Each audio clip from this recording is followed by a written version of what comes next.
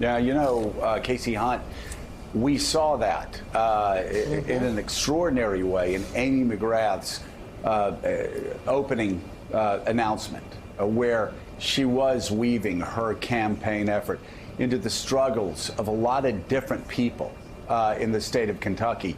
What can you tell us about Amy McGrath? I know you covered her some in the 2018 campaign.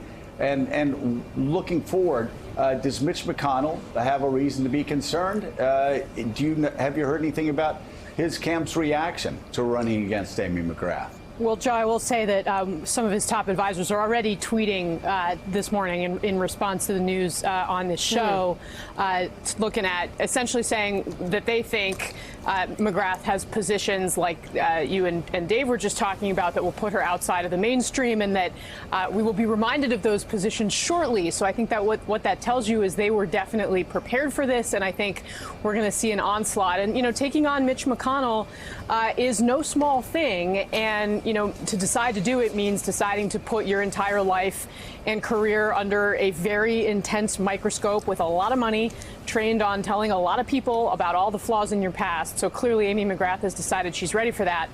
I actually, she was one of the most interesting candidates that I spoke to in 2018. She obviously didn't ultimately end up pulling out her race, but she came much closer than anybody really thought should have been feasible in that conservative area of Kentucky. And she really did it on her, it was a combination of things. It was an organizational game that tried to think outside the box and, look at the electorate in new ways, in sometimes in Trumpian ways, right? I mean, he expanded the electorate in ways we didn't expect.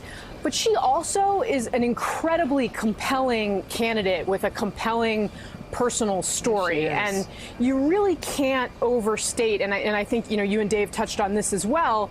She has that outsider profile. She was a military fighter pilot who, I stood there and read, and Mitch McConnell was not the only politician to whom she wrote a letter saying, hey, women should be in these fighter pilot cockpits. I mean, some of the letters she did get back are astonishing in what they say about, the status of women in the military. And, that's what she was up against, and she successfully fought it. And she's very good at articulating that when you have a personal conversation with her. And, this is not a situation like what McConnell faced in 2014, the last time he had to run for re-election. He was up against Allison Grimes, who's a member of a longtime, Kentucky political Democratic family, daughter of Jerry Lundergan, a guy who, was part of the Democratic machine down there. Don't forget, the state politics are dominated by Democrats. But McConnell was able to use that because he was able to paint her as, similar to himself. But this is going to be a whole different ballgame for him.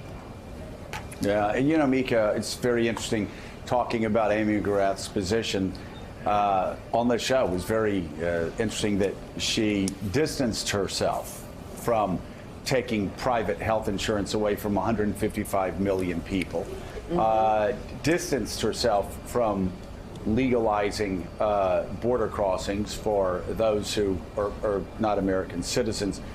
She separated herself from some of the issues that did concern more moderate Democrats, and obviously might play very well in parts of the countries on the coast, but certainly wouldn't play well in the state of Kentucky.